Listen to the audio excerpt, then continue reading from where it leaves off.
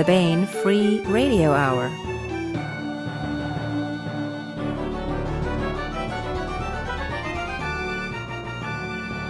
Hello and welcome to the Baen Free Radio Hour. Today on the show, Hailey Gregor interviews Robert E. Hampson on his novel, Across an Ocean of Stars, his latest contribution to the Black Tide Rising universe John Ringo created. After that, we bring you part 7 of the serialization of Mark Van Name's John and Lobo novel, One Jump Ahead. All right. Hey, everybody. Welcome to another episode of the Baen Free Radio Hour. I am Hailey, H.Y. Gregor, and tonight I have the distinct honor of bringing you guys an insider look at the upcoming Across an Ocean of Stars, which is the latest in the Black Tide Rising series, written by none other than Dr. Robert Hampson, who is joining us from Hawaii tonight. How are you doing? I'm pretty well. It may be tonight for you. It's afternoon for me. It is, and who knows when it's going to air. But I'm glad we were finally able to get the time zones figured out when we were scheduling. That's always a problem. Rough. It is rough. I have had instances where somebody called me at 3 o'clock in the morning thinking it was 9 in the morning and not realizing that I was 6 hours away. I hope your phone was on silent. It is now. My wife's wasn't. That's the one that got called. Lessons learned.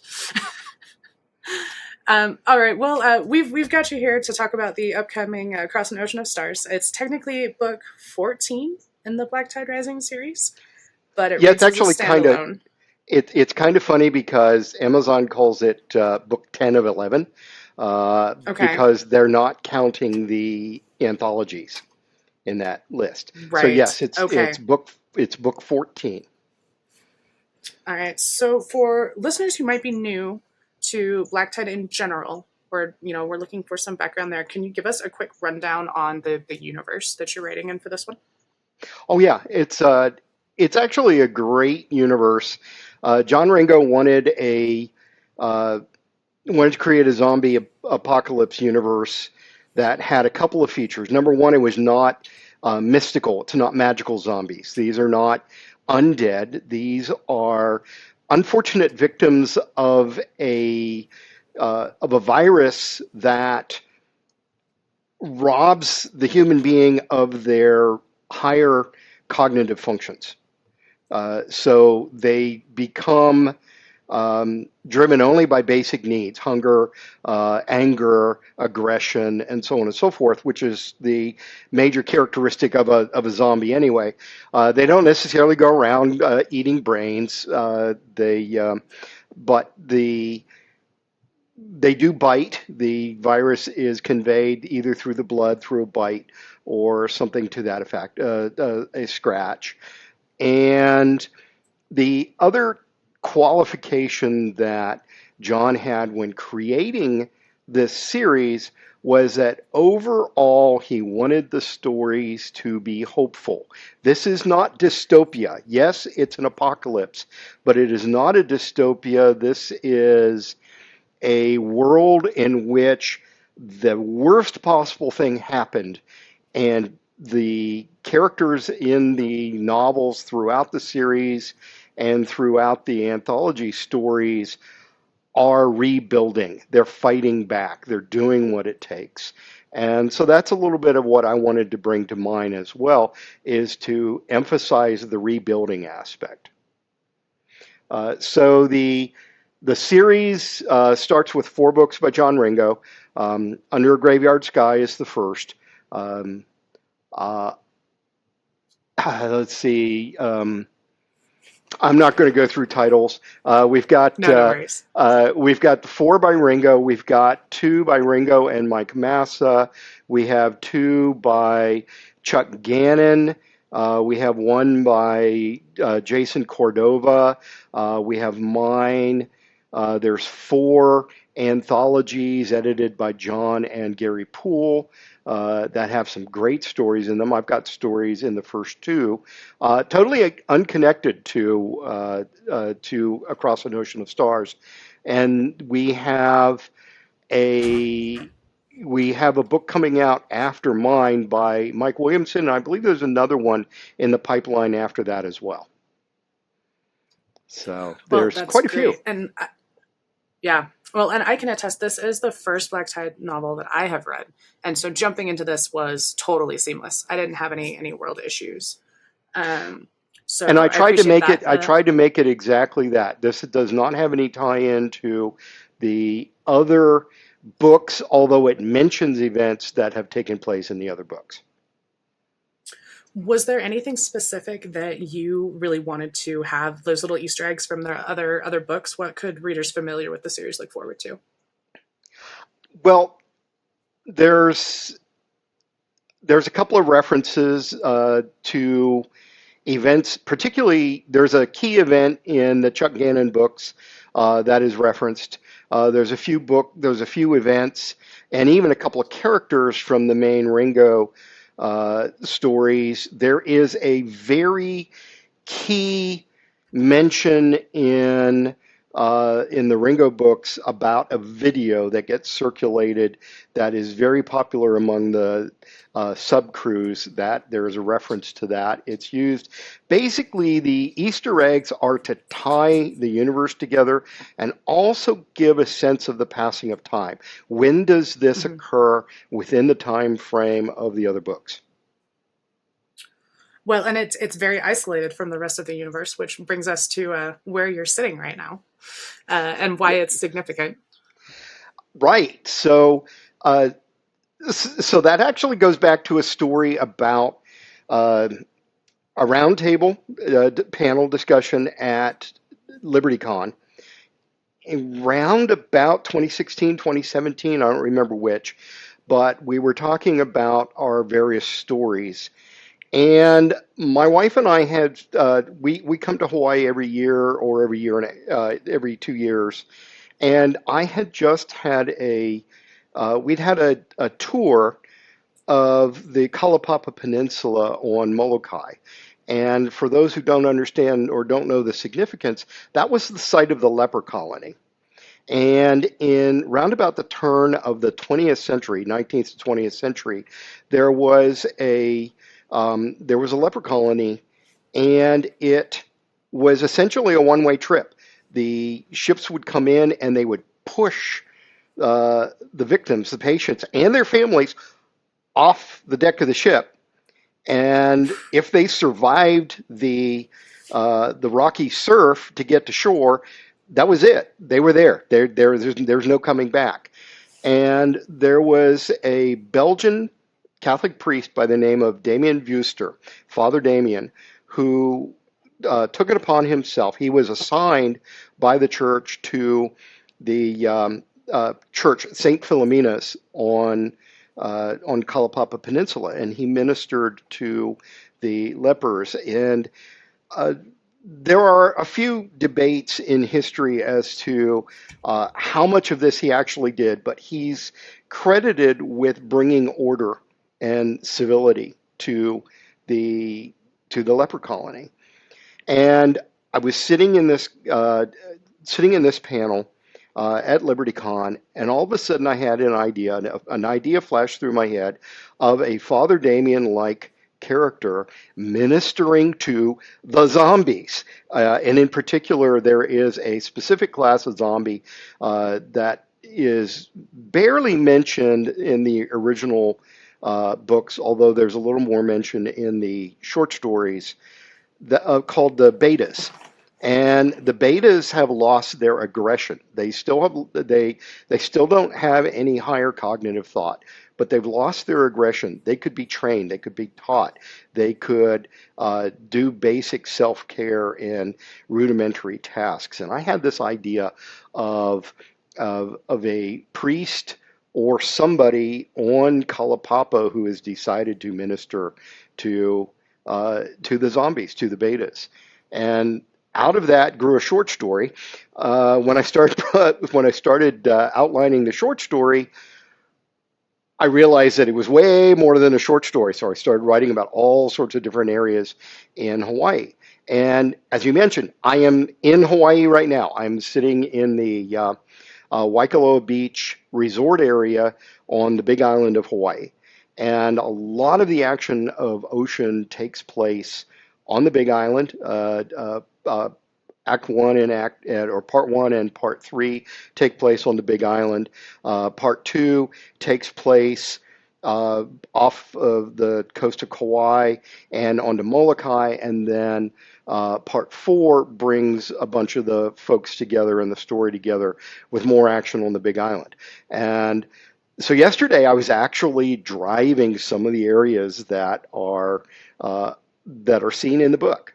And I've done that a few times. And I've actually had an advanced reader who lives here on the islands who's read it and says, "You got that description right," which is always fun to hear. Yeah, that's huge. And it was excellent for me. I have never been to Hawaii. And so with all of the really specific references that you made and the place names and everything, I had a blast because I felt like you were really pulling me into that.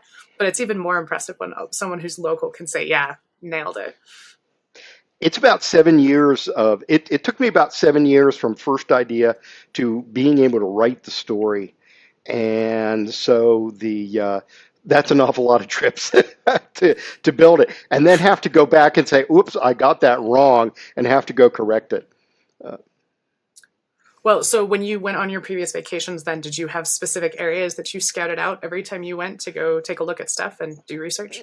I did, and my wife can attest to the fact that I had a notebook in her hands, pen and notebook, taking notes that I dictated as we were driving.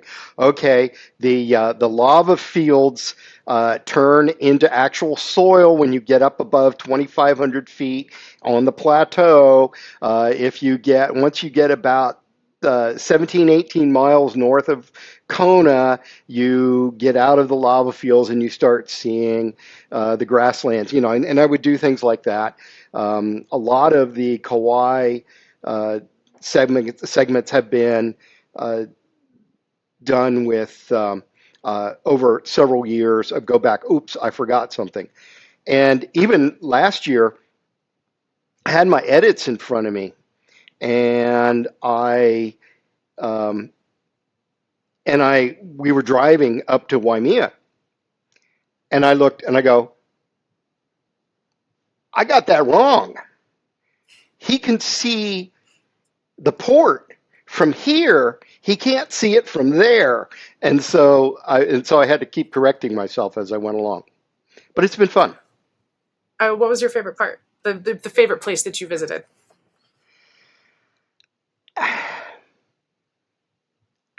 My favorite place that I visited in around here, there's only the barest mention. That's the Volcanoes National Park, and the current eruption paused exactly a week ago, and they're saying that it could restart the eruption, and every time it restarts, it fountains lava for a couple of days, and then it stops. And unfortunately, this is my last full day, so I'm unlikely to get to see lava this time around. But I've seen it via an air tour. This particular trip, one of my absolute favorites is I took a helicopter tour on Kauai, and we landed at the waterfall that was used in the opening of Jurassic Park.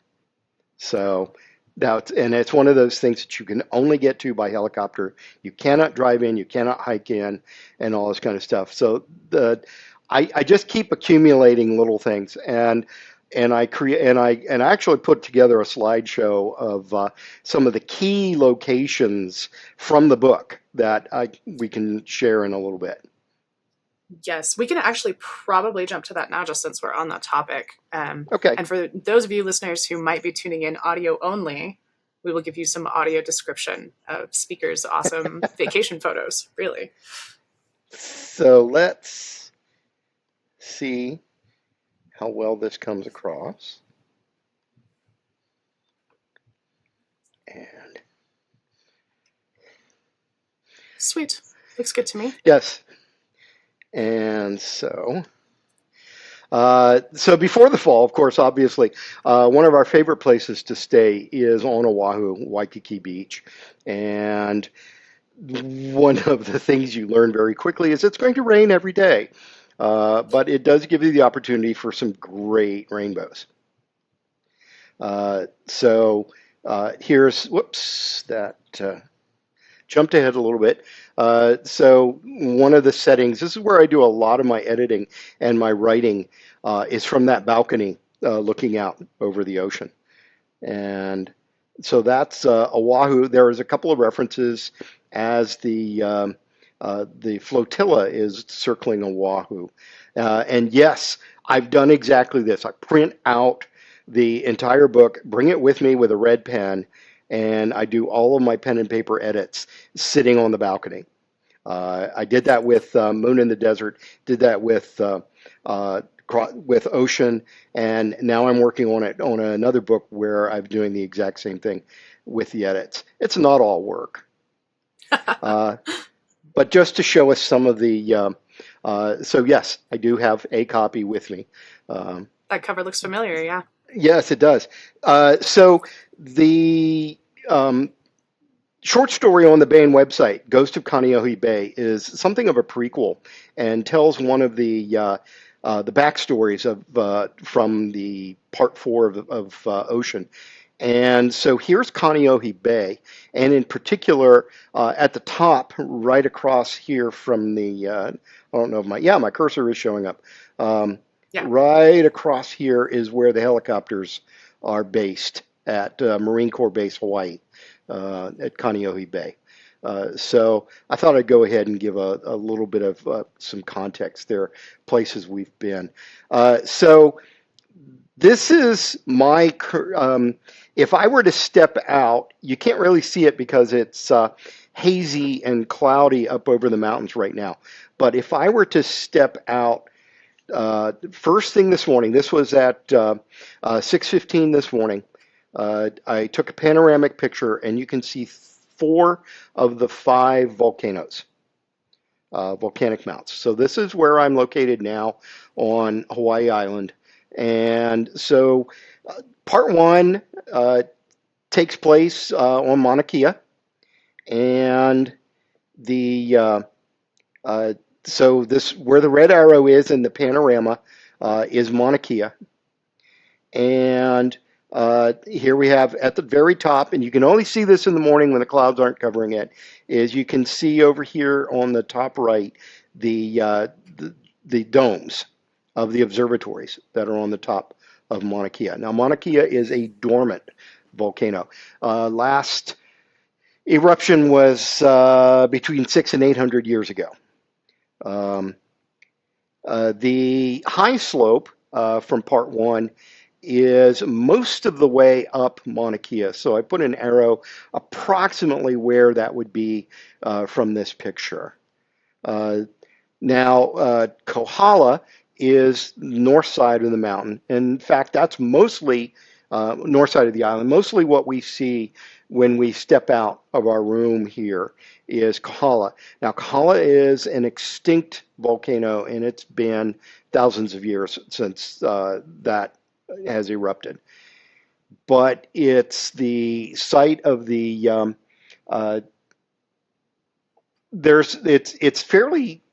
it's fairly well worn down. There's not a lot of lava.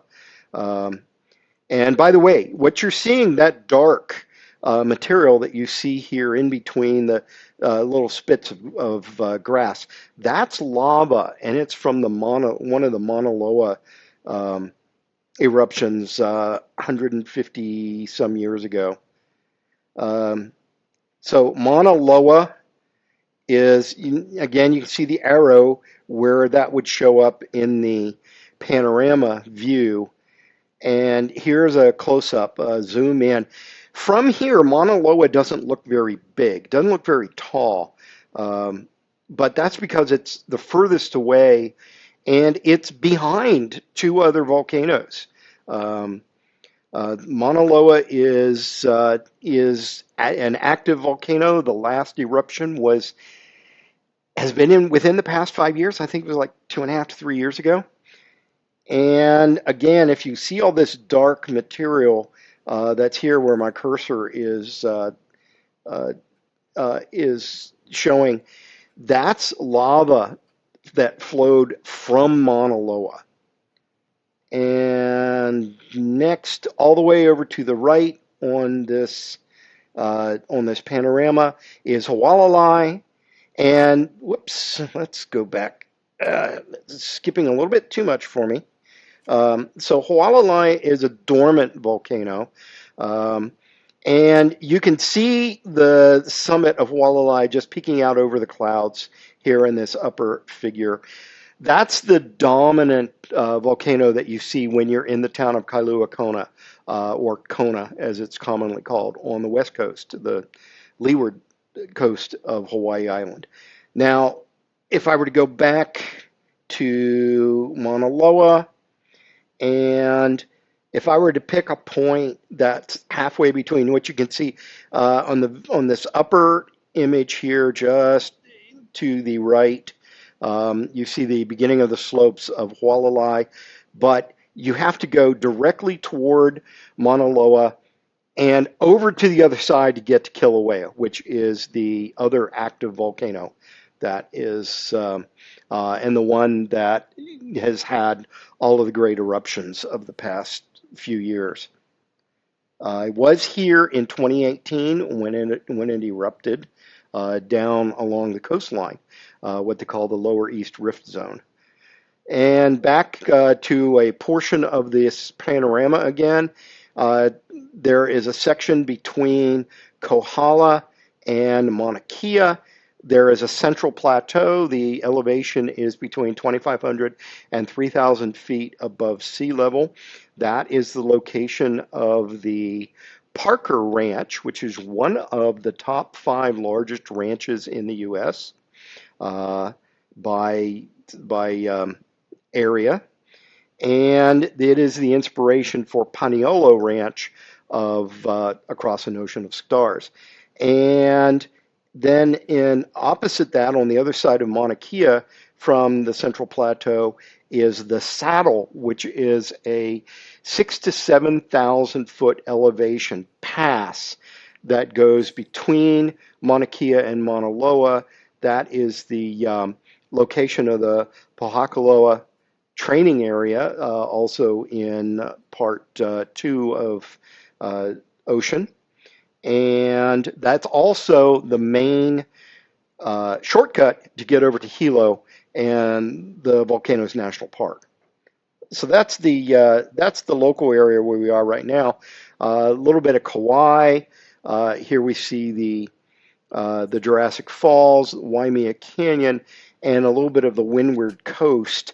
Unfortunately, I don't really have a lot to show you of the West Coast. I do have a little bit of the North Coast and of Kauai, and you can barely see, whoops, there we go, back to that. You can barely see the faintest outline of the island of Niihau. It's about 75 miles off the coast of Kauai. Actually, not that far, is it? It's around somewhere under 50, I think. And it's off the northwest coast of Kauai. And that's where part 2 starts in Across an Ocean of Stars. A little bit about Molokai. The Kalapapa Peninsula is sitting at the base of 1,000 to 2,000 foot sea cliffs, and it's absolutely stunning. Very simple building, very simple area, and there's a memorial there to Father Damien, as I mentioned as part of the illustration. So yes, I've been on location with a lot of the, both from Across an Ocean of Stars, and there's a lot of mention of areas in the Moon and the Desert as well. I like the area, love the area. So that's just a little bit of update. And aside from the Molokai segments, those are all pictures from this year, from this particular trip. So, yeah, you were. I was getting a little jealous when you were talking about the different places you've been and showing some of your pictures. I think it's gorgeous. And like I said, it really comes through in the reading. So I think you more than did it justice. So on that topic, sort of, you did a lot of on-location research. This book also has a lot of very technical, I'm not going to say jargon necessarily, but you have a lot of specialties that you refer to. Right. There's a lot of astronomy, a lot of different tech, a lot of sailboats and all the different things. What kind of research did you do for all of those? Well, so high slope, the Mars and space mission habitat is totally fictional, but there's a real habitat sitting on Mauna Loa, high on the slopes of Mauna Loa, and it's called High Seas. It's Hawaii Space Environment Simulator. I'm not going to worry about all the full acronym here, but I actually have done reviewing for NASA for some of their neurophysiology and general physiology experiments. And I got to read a proposal for some experiments to be done in high seas.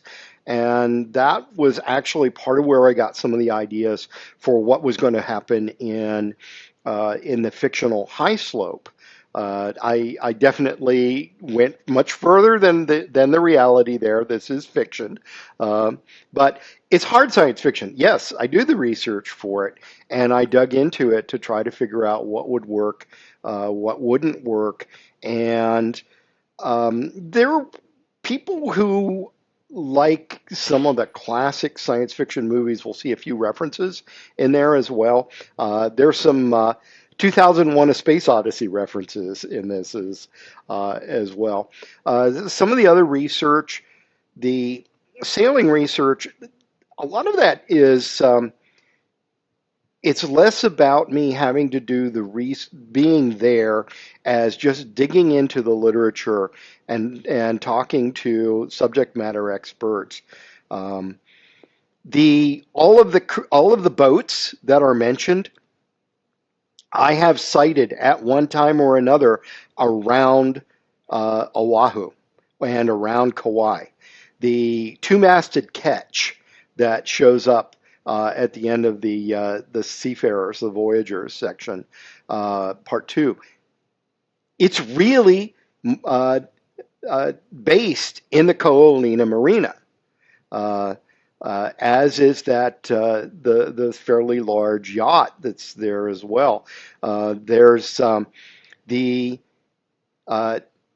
USNS Yukon, which is mentioned in it's the Ghost. It's Flip Charles's ghost ship that it gets mentioned, and then it turns out to be real. That was in Pearl Harbor a week ago. It's actually been there. And I had taken pictures of it quite a few years ago. The LSV-8, the Kuroda, which is the one that they have to capture down in the Kawaihae Harbor, was there in 2017. Was actually in that place, in that location. I'm not quite sure where it is right now. I believe it's over in Pearl Harbor. So a number of these ships, a number of these boats, and all of this have all been there. And when we were on Oahu, we had gone up into the center of the island. Dole Plantation is up that way, and as we were coming back, and I'm looking at the boat, the long-term storage. For aircraft, it's a boneyard. I'm not quite sure what they would call it for the naval craft, but there's two helicopter assault ships, the Tarawa and the Pelelo, and one of them's not there. They've both been there, but one of them's not there currently, which is part of the reason for having a line in there. Where is it? It's not there. So I did a lot of that. The other thing is I've gone to the museums here. Bishop Museum on Oahu is a wonderful source of how the Polynesians and the old Hawaiians, pre-UK and US involvement, pre-Captain Cook, basically, how they did what they did. So that gave me a lot of resources into the heiaus, the the place of refuge, and some of the techniques that were used prior to any machine tools or any heavy equipment. So the neat thing is, you walk into a museum, you start talking to a docent, and you say, "Hey, I'm writing a book about." And yes, it's post-apocalyptic, and so many people say Hawaii is going to be toast, and I say no, it's not. Hawaii can be self-sufficient, lower population numbers, but it can recover. And you would be surprised at how many people will say, "Oh, well, let me tell you exactly how that's going to work." So it's a lot of fun to do that type of research. And you make their day, I bet, because they get even more excited to talk to you about all the things. It's funny. Now, I had a number of people, a number of friends who've actually spent some time at Pohakaloa training area, who then filled me in on some of the details of the area. Although it took me quite a long time to find out that they don't call it PTA or anything of that sort. They call it the garrison, which is why in the book it's the garrison. So, Mm-hmm. and your subject matter experts are incredible. Um, the the Kuroda, the landing support vehicle, that or logistic support vehicle, I think is the correct term for it now. That's in harbor.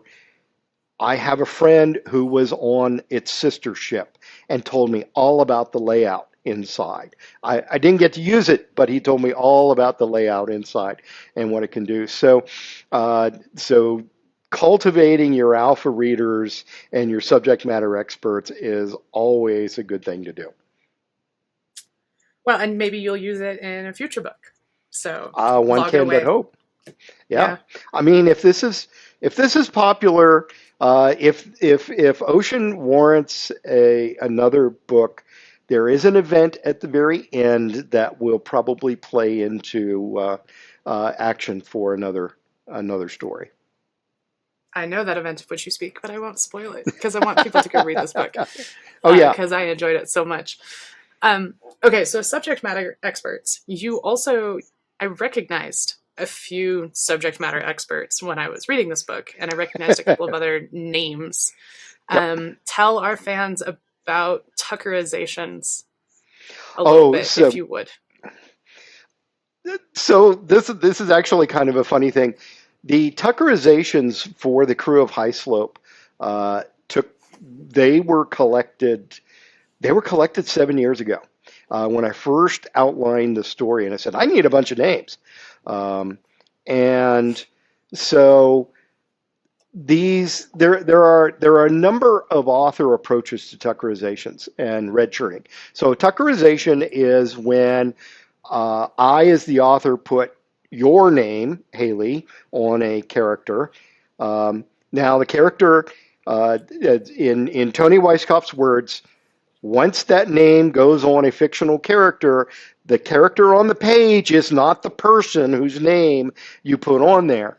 But if the character lives, it's a Tuckerization. If the character dies, it's a red shirting. And so I went through and I got a number of volunteers, and I had a call for red shirts. And I Tuckerized my friends. I also Tuckerized a number of the Bane barflies, who had corresponded with me as I was building this. And I've had a little bit of fun. In Ghost of Kaneohe, the short story, all of the helicopter crew are my uncles and cousins. And so I had a little, I've had some fun with that. There is a downside. There's a danger in Tuckerizations.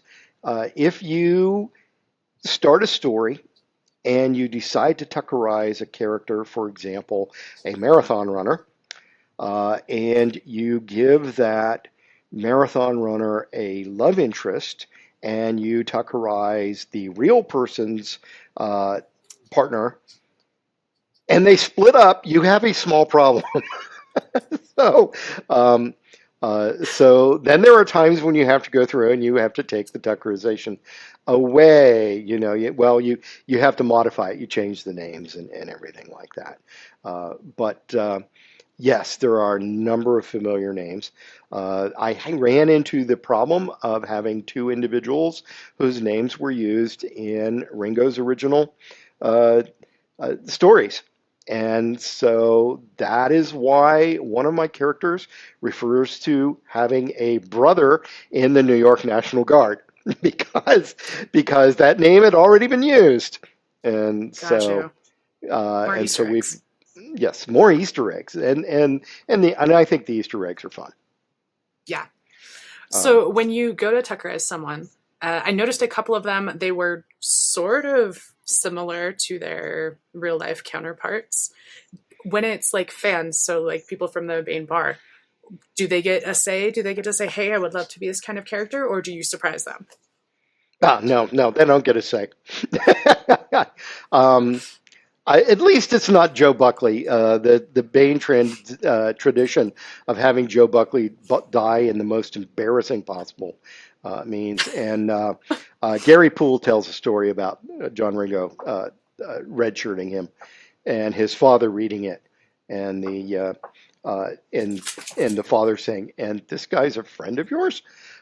So no, I try to use some characterizations. One of the characters actually runs half marathons and has tried to do a couple of marathons. So I incorporated running as a characteristic for that character. There is I will say right off the bat, because I'm really happy with the character Tuckerization, Captain Bubba, who has a boat referred to as the Bubba Truck Mark III, and that's because both Bubba and his truck have been Tuckerized and redshirted by a number of people. Uh, Mm. and he's just a distinctive character and a lot of fun to tease that way. So I will try to use a couple of characteristics, but the uh, but no, they don't really get a say in it, and they don't even necessarily get a say in what characteristic I'm going to use. I'm going to borrow from them. Uh, but suffice it to say, I'll find something interesting. Try and go with whatever's interesting, and and when it comes to a particular nickname, does the nickname lend itself well to dialogue? Yeah. Well, and some of them were other Bane authors, which I thought was cool. There's at least one Bane. Well, no, I one, two. two, I think there's at least three, two. I'm sure I and missed a some spouse too. and a spouse of a Bane author, and Yeah. yeah, yeah, Yeah, I yeah, caught her. Okay. No, I always think those are fun. yes, yeah, and I'm guilty of repeatedly Tuckerizing certain individuals too, and in different names, different settings. Yes, Those poor people. Just getting abused all over that's fiction. that's a problem with being a friend of mine. Yes. Well, so you talked about sort of the prevailing themes of the universe in general for Black Tide, and one of the things that I was really impressed with as I was reading it was you had some fairly dark subject matter and some kind of dire circumstances that characters are going through, and that prevailing theme of hope really came across. What did you do to focus on that or emphasize that, and how was that important to you was when you were writing? Well, and this I'll treat this lightly, so as I'm not giving away the story, but uh, I like to use some literary tricks, and in particular, the use of an interlude or some sort of an intermission or interspersed chapter that takes you away from the main action. And in particular, one of my characters refers to this as letters in a bottle. And so each of the main sections ends with a letter in a bottle.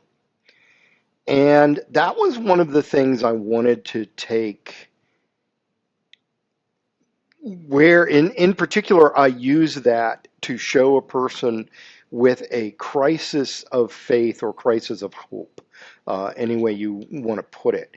This is a person who is incredibly depressed. Everything's going wrong, and yet the message in a bottle that he's writing to somebody that we don't learn about, we don't even know who they are for quite some time, um, is one, you told me I had to have faith. I don't know how to do that. And so, I would, and as I would go through, really, when I write a book, I write it 4 times, it seems. There's my first pass, and then there's um, the hard copy edits. And during the hard copy edits, I go back and say, ooh, did I do this? Ooh, did I do that? And then there's a third time through where I'm looking at, uh, am I consistent? Did I include this detail? Did I include that detail? And I have to go back, because what ultimately John Ringo said, that there's got to be a message of hope. I don't want the common gray goo dystopia.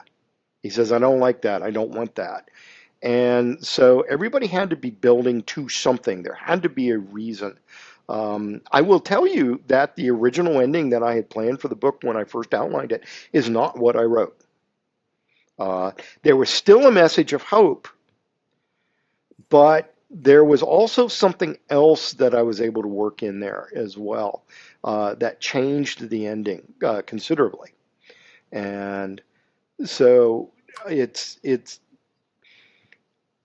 my characters. I like classic science fiction, classic hard science fiction, in which the technology wins the day in the end, or the science wins the day in the end. But the truth of the matter is, I write characters.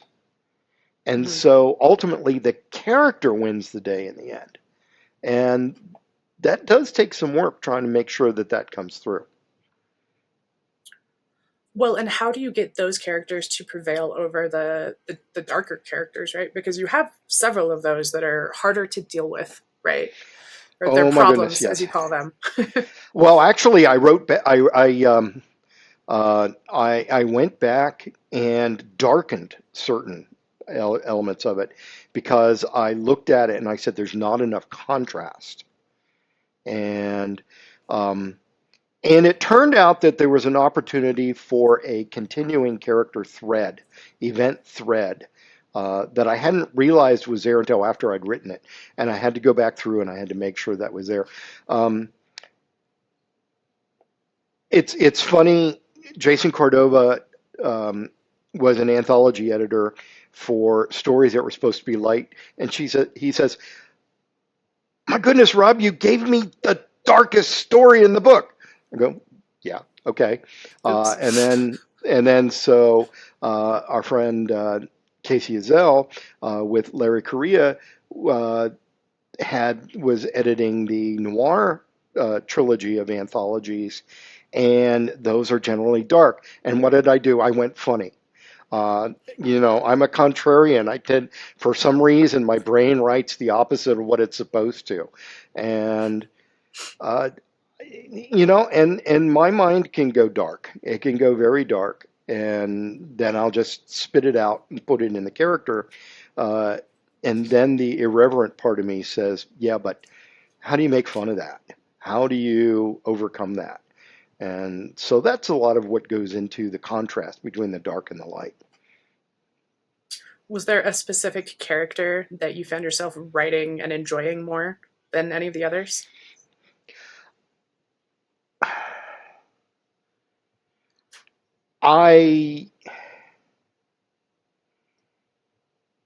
It's hard to say. A lot of people will say that my self-insert is Ham Forsyth from Part 1, from High Slope. And I suppose there is. It wasn't supposed to be. I like Lee Eller the best. Um, Lee is a fellow that came to Hawaii to train for the Ironman. And and for the Moon in the Desert, I created an extreme version of the Ironman, which is funny because the Ironman's pretty extreme sport to start with. Yeah. And so, and so I created that for my previous book, and I go, okay, here's a great idea.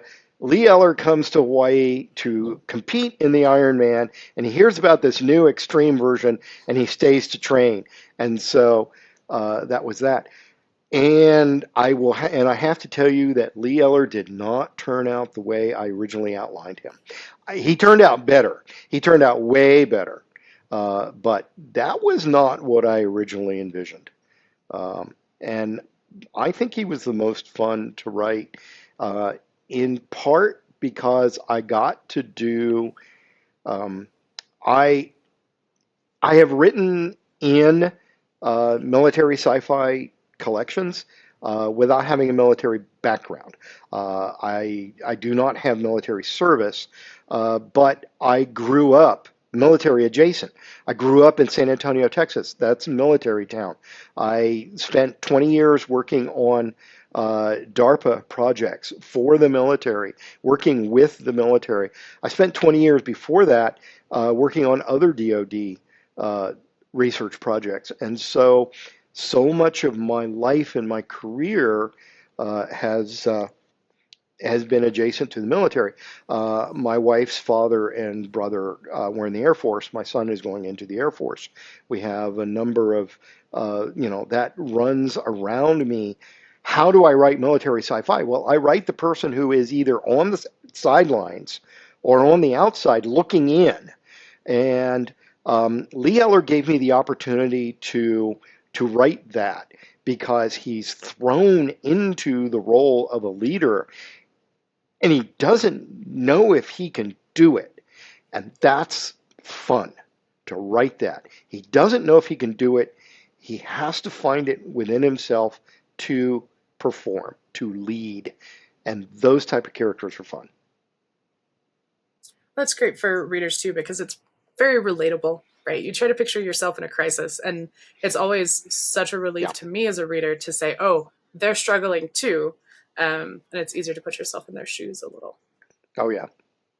Yeah, and that's what I like actually. That's what I like when I read is I want the character who is real but finds it within themselves to overcome. Yeah. Well, I think you did a great job. What do you think that fans are going to like the most about this as a new installment? What are you most excited to share? I had an opportunity to do something totally different for this universe. There is the 800-ton whale in the room, so to speak, to torture the analogy, torture the metaphor, and that's the ethics of the zombies. We see and hear a little bit of this out of Ringo's installments. We pick up a little bit from Massa and from Gannon as well. And I'm sorry, I've been writing furiously, so I haven't gotten into depth on Jason's installment for me to be able to talk about what he wrote. But there is an ethics question, and this is something that John Ringo and I talked about. This is something that Tony and Weisskopf and I talked about. And she'd said to me, you're in the perfect position to talk about the ethics. And so that brings us back full circle to the reason why I had an idea in the first place. The Molokai leper colony treating the zombies, the infected, as victims, and not without going into the, oh, these poor victims, you shouldn't be doing this to them sort of thing, and then your colony gets overrun because everybody gets eaten by zombies. But what happens if that doesn't happen to be the case? Doesn't have to be the case. How do you deal with it? And so I have a character who is arguing the point of, how we should be handling and how we should be dealing with the zombies, how they should be, because he's got the technological support, something, because of the habitat, the space habitat, he's got something that no one else on the world in the fallen civilization has. And then we have the question of what to do with the betas. And we have a character that says, hey, slave labor, and another that says, no, it's not right. So I really think that, aside from eating up the setting that I have gone to a lot of detail to try to immerse the reader in this world, in this environment, I think they're going to like the fact that we take a different look at the infection and what happens to the people. Well, and it's funny you say that, because if I had guessed who your sort of self-insert character would have been, I would have guessed Crow and not Ham, based on the ethical pieces and stuff he brings up. It just happened to be Crow is the based on the son of a friend of mine. Okay. So another Bane author. But he's the perfect vehicle to carry through the ethics argument and his commitments and everything else. And he's kind of he's based on a character, but also a composite of several characters.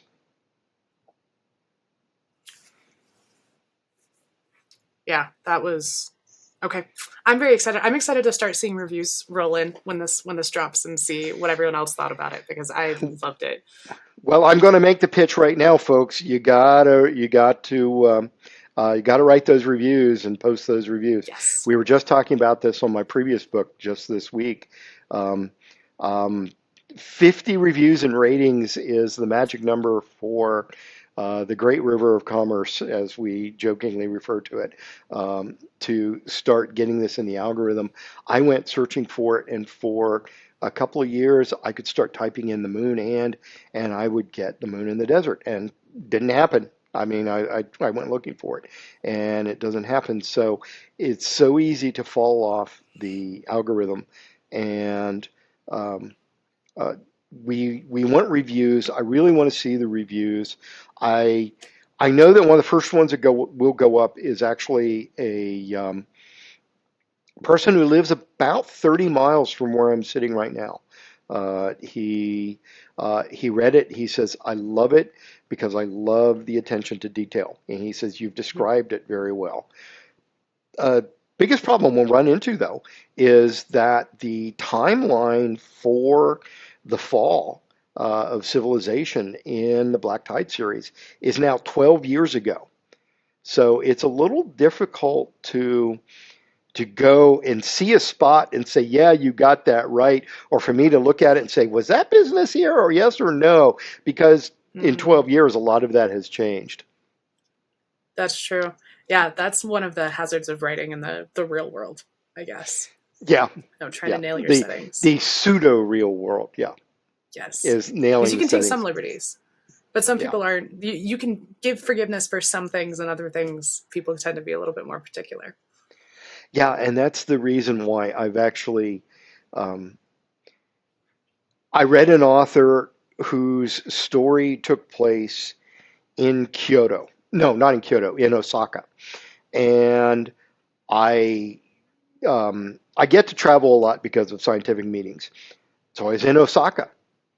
And I had the paperback book with me as I was hiking through the grounds of Osaka Castle. And I pulled it out and I'm looking at it and I go, that gate is exactly where it was described. And, and I want that to be the case with my readers, to pull it open and look at it and say, well, that is where that is. That is how that looks. And I do want them to do that.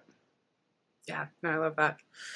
The other thing that I loved that I hit was you include something pretty unique at the very end, And it's not a spoiler. I encourage people maybe to go look it up to begin with. You have a playlist of some of the music that inspired and you listened to. Do you want to tell us a little bit about some of those songs? So there's a yeah. So actually, John Ringo started that. John created playlists, and a lot of it was he had a scene in a book where a helicopter flies over blasting music, and when the helicopter comes back, the ground forces radio up, "Hey, what was that music you were playing?" And he gives the name, which was really funny the first time I read it. It was actually the intro to my corresponding with John, because that morning of the day I read that passage, I was taking my son to school. He was a senior in high school, but his car wasn't working. I was taking him to school. He said, "Dad, I want you to listen to this." And he'd played me Through the Fire and the Flames by Dragon Force. And in this particular passage in Unto the Breach, I believe, the helicopter is playing, Through the Fire and the Flames by Dragon Force. And so I wrote to John and I said, "This is absolutely incredible." And it started a 20-year conversation with John as we were doing this. But when I am writing, for the most part, I will go with an instrumental, but I like my epic playlists. So I'm very, very heavily invested in Two Steps from Hell and Thomas Bergerson. But then if I'm writing something that is action or battle, it's got to be Sabaton.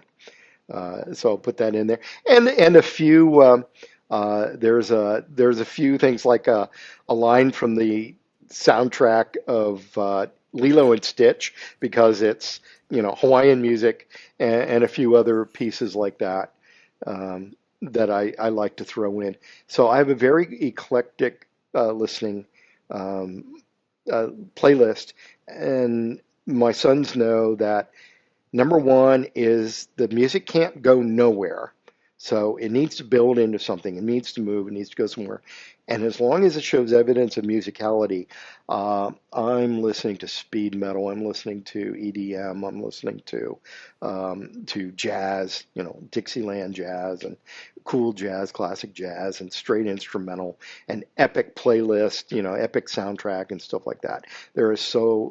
And I can usually find something that fits every scene that I'm doing. Probably the funniest one is Drink by Ailstorm, which is the pirate song. "We are here to drink your beer." And that's and it's when I was writing the pirate attack scene. Spoiler, hey, Easter egg, there's a pirate attack scene in there. There's pirates. There's pirates. Yes. So when I was writing that, that was going through my head. And so I said, "Okay, I gotta play this while I'm writing this, while I'm editing this." Yeah. Well, and I thought it was funny because I didn't realize that you had that list there until I finished reading the book. But when you plug the Nightwish song, that's the one that's mentioned by title in the book, I immediately was like, Yes. I like Nightwish. I've never heard this song, so I pulled it up and I listened to it while I was reading. Yes, that was and that's key, and that's one of those key references back to Ringo's original books as well. Mm-hmm. Yeah. And so I think that was excellent. It's a fun addition. So Good so fan when Lee Eller is asked what his backup plan is, I had to go and look up to get the exact wording of Faith's backup plan from Under a Graveyard Sky. Yep. Kindle's great. I can search for it and find use key search terms and everything and find the exact place I need. Somewhere I've actually got original beta reader copies, but it was easier to do that with Kindle Reader. Yes. Well, I seriously appreciate your time. This has been a blast. Before we leave things, is there anything else you want people to know about the book? It comes out on April 1st, so we've got a couple weeks. I'm not sure when this episode will air. Probably around that time. Well, actually, there's links. Most of my activity anymore is on Facebook. I do have a fan group on Facebook. It's called Dr. Rob's Office of Scientific Integration. Um, it's a spinoff from The Moon in the Desert.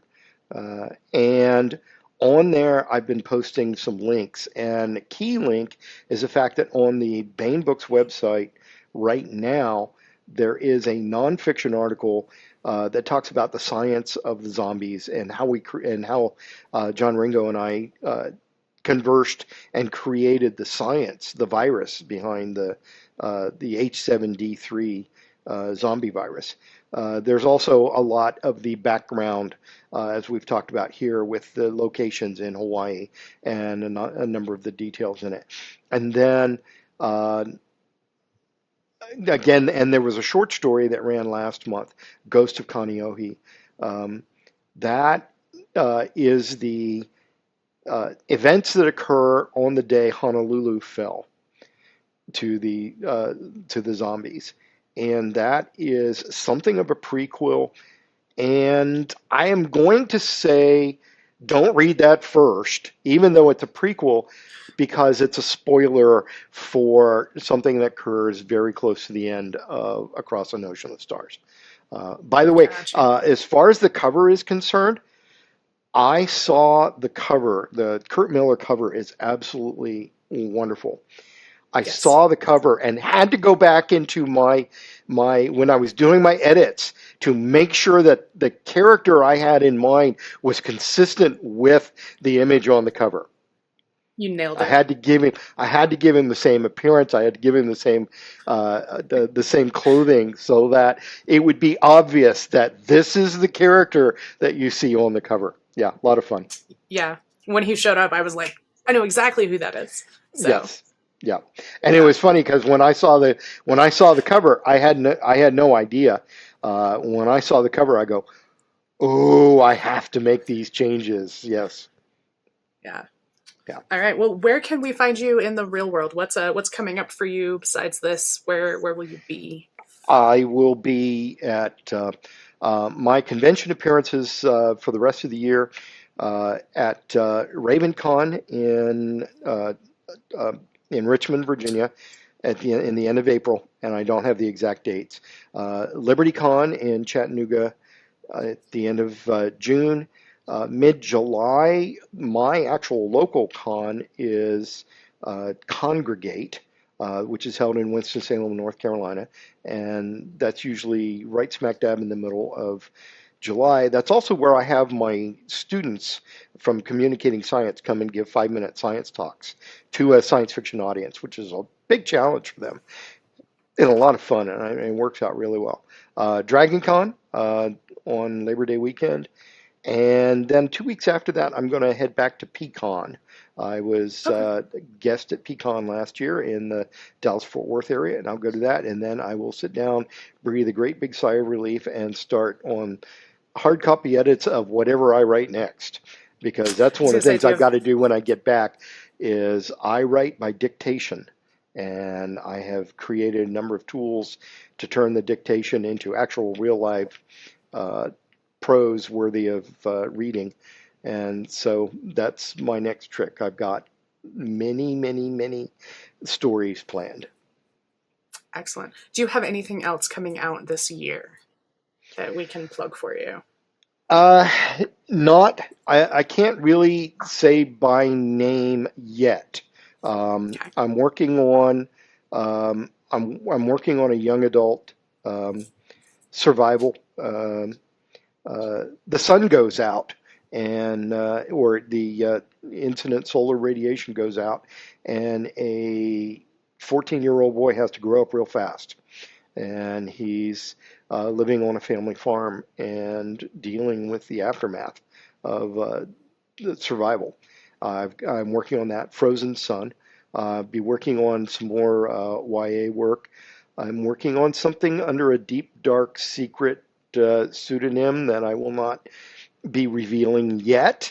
When it'll be a 5-book series, and I think when I get book 3 written, or at least part way, then I'll start releasing those, and I'll I'll probably go the HP Holo route and make it obvious who the pen name is. There will be hints anyway. And then I have yes, for people who followed the Rogel series in Chris Kennedy Publishing's Four Horsemen universe. That book is currently sitting with my co-author. All of my sections are done. So that we should be finishing that off and hopefully have that out by summer-ish. Excellent. And then I'm engaged in a rewrite of a book I wrote and published through CKP called The Human Side. And that it had issues. It was my first full novel, and now that I've written a few more, I go, oh yeah, that's got to be fixed. So I'm working on the rewrite of that. Great. Well, lots of exciting things coming up for you. Lots then. planned. Thank you so much for your time. For everyone who's listening, thank you guys for your time. As a reminder, Across an Ocean of Stars comes out on April 1st. It will be available wherever Bane books are sold, including the DRM-free electronic version that you can get straight from the website. So we hope that you guys will check it out. And tell you what I'm going to do. I'm going to take the slides that I made and I will post and I will find a way to put a link on rehampson.com, my website, and we'll get a link up there for that. Okay. So. All right, well, Speaker, thank you so very much for your time. This has been wonderful. Yep. Yeah. Well, and farewell from Hawaii. I leave here tomorrow. It's been a great vacation, but time to get back and get back into the storm belt, I guess. It's what well, and it is like snowing here. Well, we've been having, North Carolina has been having thunderstorms and tornado risk every 2-3 days. So back to reality. Yeah. Best of luck. Back to reality. Oh, well. All right. All right. Thanks a lot. Absolutely. Bye. And now, as promised, one jump ahead. John Moore is a nanotech-enhanced soldier of fortune.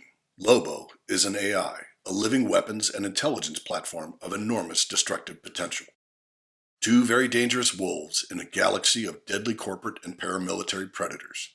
But Moore has grown weary of the killing, and just once he'd like to finish a job without leaving a trail of blood behind him. Not going to happen. Not on a pristine planet called Macon, where two gigantic corporations vie for control of the local jump gate and access to the riches of an undeveloped world. Dealing with a kidnapping and extortion scheme is only the beginning for Moore and Lobo as they work to stay one jump ahead. You wanted to get to the point, he said, so I play games. I know about Kelco's purchase of exclusive commercial rights to Macon and the new aperture growing at the jump gate. I know that Zychek backed out of the contest and is no longer bidding, though I don't understand why they would give up so easily with a new aperture on the way. And, of course, I know about the kidnapping. He leaned forward, striving to impress me with his seriousness and power. Do you really think we in the coalition would fail to monitor an executive of Slake's level? I honestly don't think anything at all about you or your government. I'm a tourist here, no more. So I repeat, what's the point? Why are we talking?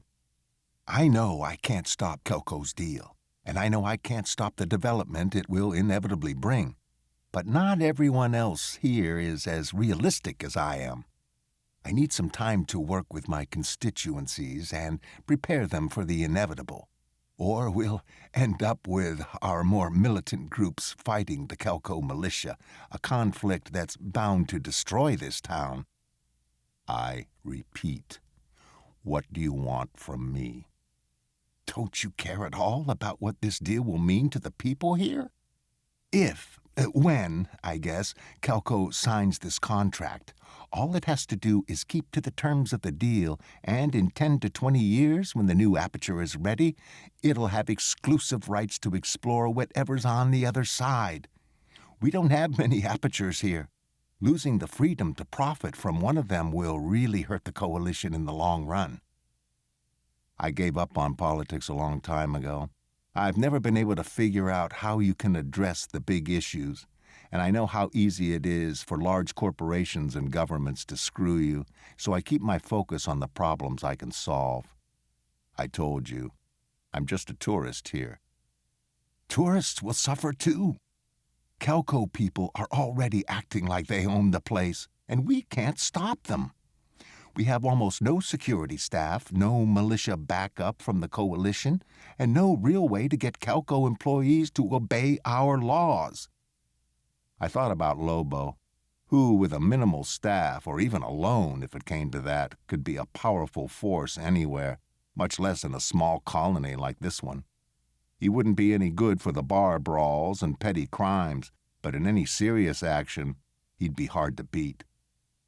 What about that PCAV I saw in your square? We don't have the parts or the budget to fix it, Barnes said, and I doubt it could do much for us even if it worked. Our problems aren't the kind it can solve. We stationed it there basically for show, at least until we get big enough that our tax payments will persuade the coalition to fund the kind of firepower we need. Troops on the ground, more police, and so on. That Barnes had no idea how much Lobo could do for him proved his ignorance. I was showing my own stupidity by staying here. None of this was my problem. I stood to leave. Okay, Barnes said. Here's the point. Slake is trying to hire you to get his daughter back, so you have his ear. I don't care if you take his offer or not. What I do care about is delaying Kelco's deal. Gaining enough time to maybe be able to do something about it, or at least to prepare people for it. Zychek bowed out so quickly that I've had no time to react. So, I want you to talk Slake into leaving the planet and delaying the contract signing for a month. Why would he do that? Because you talked him into it, Barnes said with a shrug. I honestly don't know. Maybe you could persuade him that rescuing the girl will take longer than he thought. That Barnes would so casually use a young girl's freedom as a bargaining chip infuriated me, but I forced myself to act calm. Stupid actions often open opportunities, and I owed it to myself to consider the angles his offer was opening.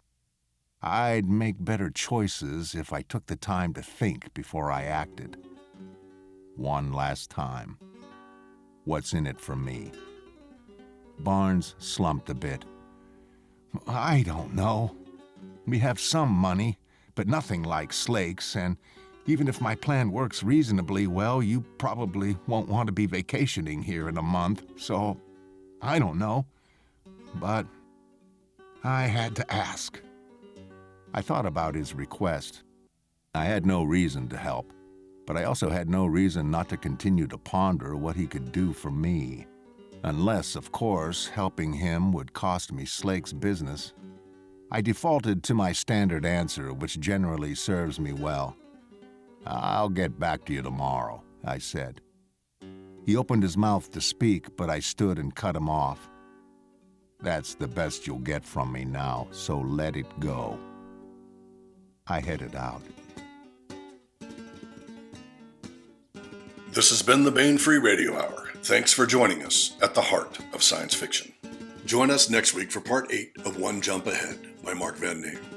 Don't miss our next show, where Jeremy Como interviews Timothy Zahn about the Icarus Coda, the final volume in the Icarus series.